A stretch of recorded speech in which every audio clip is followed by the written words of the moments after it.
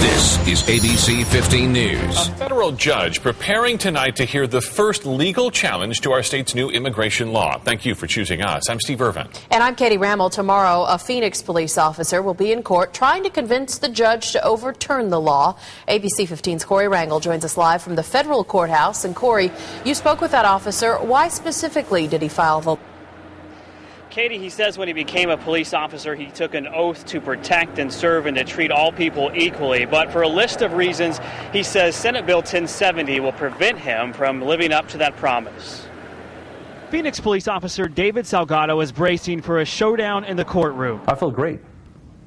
I feel that, hopefully we'll accomplish something tomorrow. He's filed a lawsuit against Governor Jan Brewer, trying to stop Arizona's new immigration law from going into effect in 2 weeks. Right now, the terminology where all these politicians are using is tool.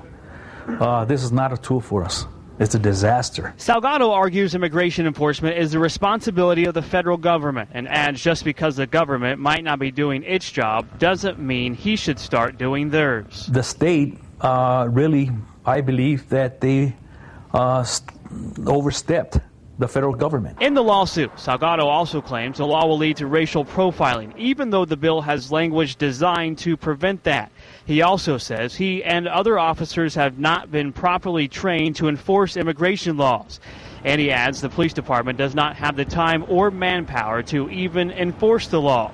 He'll have to wait to see if the judge agrees. So as an officer, if 1070 goes into law, will you enforce it? I have to enforce it because I took an oath that I will enforce all laws, and I will enforce the 1070.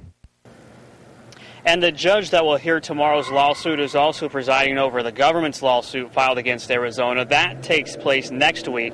An attorney for Delgado thinks the judge will make her ruling on the law after hearing both cases. It should be noted, I did reach out to the governor's office for this story, but did not hear back. Reporting live in downtown Phoenix, Corey Rangel, ABC 15 News.